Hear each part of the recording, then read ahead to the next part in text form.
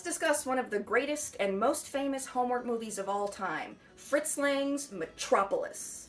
A science fiction opus, Lang propelled cinema into a new age, driving an aesthetic based in Bauhaus, Futurist, Cubist, and Art Deco design. The organization and attention to detail for the visuals of this film would earn its place in history. It was a huge accomplishment. And yet, when I call this a homework movie, there's an edge of criticism. Homework movies are films important to the craft and academia, but they're not always easy or fun to watch. Metropolis is a homework movie for how it influenced the craft and science of filmmaking for decades to come. It's one of the most influential films ever made because it is stunningly beautiful. But where's the criticism? It lies in the irresponsibly simplistic plot. The mediator between the head and the hands must be the heart is whimsical nonsense. Lang did not pay close attention to the political fairy story concocted by the screenwriter, his wife, Thea von Harbu. He would regret this. Why? Because Metropolis became a favorite of the Nazi Party. Goebbels and Hitler himself praised the film and wanted Fritz Lang to make propaganda for them. As Lang's mother was born Jewish and he was anti-fascist, I can only imagine what horror he experienced. A horror I'm sure only eclipsed by Thea von Harbu not long after, joining the Nazi Party herself and doing work for them. She and Lang would divorce and he would flee to America.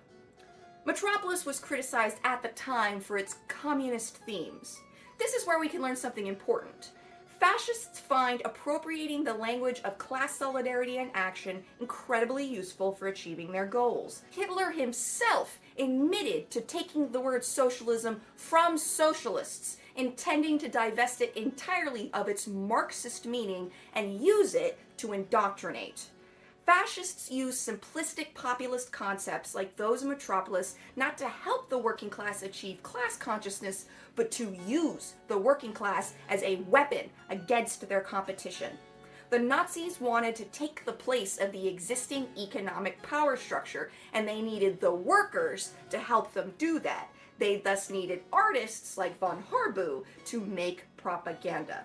And they did both by offering a great deal. Side with us, and we will eliminate your competition. This is why I say Metropolis is a cautionary tale for all artists. We are obliged to be politically conscious. There is no such thing as apolitical or politically neutral art. Everything we make promotes an ideology. And we know that fascists will seize on absolutely anything they can turn into propaganda. They appropriate as a matter of course. They have no scruples. If you fail to analyze your art and how it could be used for evil, then you might one day find yourself in Fritz Lang's shoes. Do you want Nazis using your art as propaganda? No? Then analyze the politics of your work. Now, if you watch this film, I want you to do two things. One, appreciate what Fritz Lang accomplished cinematically. And two, identify what about this film appealed so much to the Nazis.